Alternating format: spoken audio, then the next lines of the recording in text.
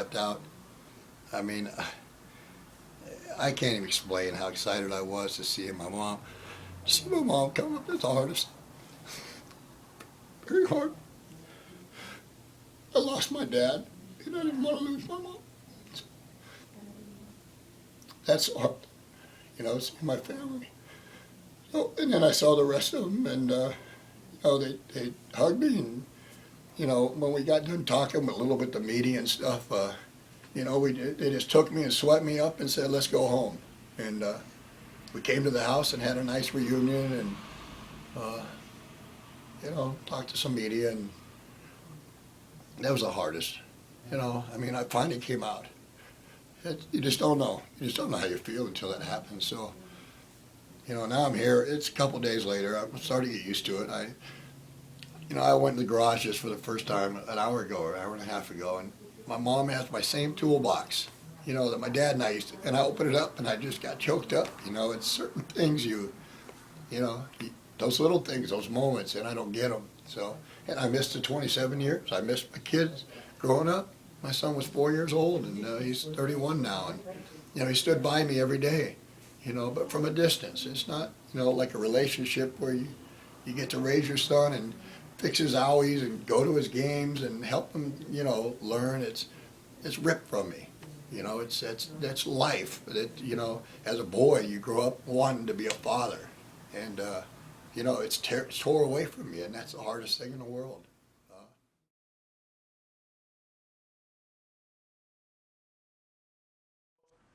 But when you were sitting there in the whole court and while they were investigating, like when did you finally dawn on you that, like, hey, they really think it's me and they're going to go after me? Like, when did that moment come?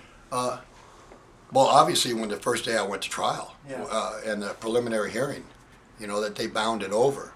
But even to the very last moment, when the judge rendered her verdict, I knew, and everybody in that audience knew, other than maybe the French family, that I didn't do it. It was obvious with the evidence. Even back then, if you read the transcripts, and everybody that's ever read those transcripts looks at it and goes, "How could you have been found guilty? How could a judge have even found you guilty with that bad evidence?" And at that moment, when I left this house on that day in 1985, I believe it was the 12th of January, we knew we were coming back. We knew we were coming back. We had a party already, and the family down the streets were all coming. We knew we were coming back, and she laid her gavel down on me and found me guilty, and I was stunned. And then her next breath, she released me back out on bail after finding me guilty and said I'm not a threat to society. It just didn't make sense. How do you find somebody guilty and then say, release them back out? She knew I didn't do it. I just felt that, and I couldn't figure out why she would find me guilty. So then the fight was on from then on. We exonerated. We asked to exonerate our bail. My parents couldn't post up the cash 10% anymore. The bail was almost up. So I walked back in the courtroom, turned myself in, and I didn't get out until just the other day. Yeah. So, and it's been a fight ever since. Yeah.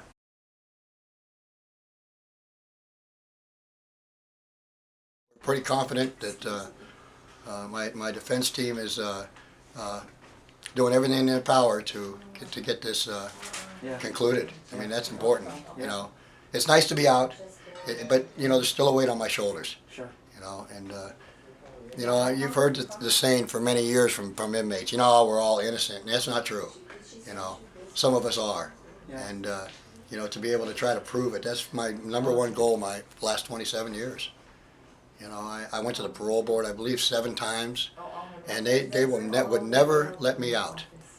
They want me to accept accountability for something I didn't do. They want me to sit there and lie to them, and I wouldn't do it. I just would not do it. I'm gonna stick with my morals and values, and if I was gonna die in prison, I'd have done that in front of my kids and grandkids. But I'm not gonna go in there and lie.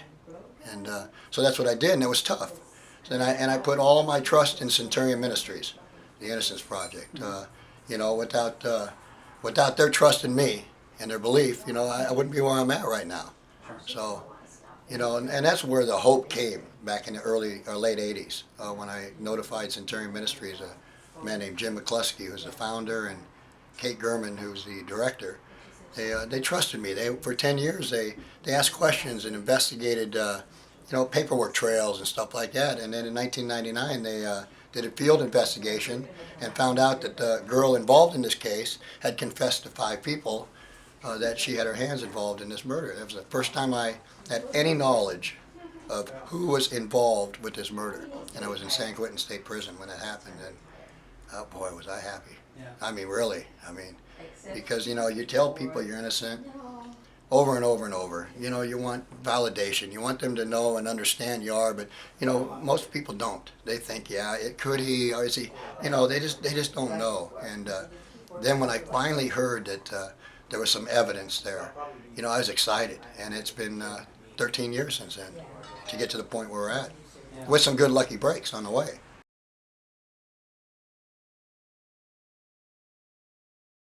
In there, is there anything that what do you take away from your time in prison? Is there anything you learned? Is there any positive experiences about being in there? I mean, it's probably hard to find a positive experience of being in there, but do you feel you grow in any way by being in there? Yeah, that's one thing I did.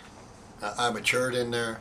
I had time to reflect when I was sitting on my bed, on those nights that I'm tearing up and thinking about the things I miss, thinking about the way I grew up, my morals and values, the things that I took for granted. There's the times I didn't give the time to my dad like I should have. I didn't value what a great father he was. It took years to understand and how much I deeply missed him, and after he died in '94, I was hoping to come out one day and hug him, and yesterday I had to go visit him at his gravesite. It was the hardest thing I had to do.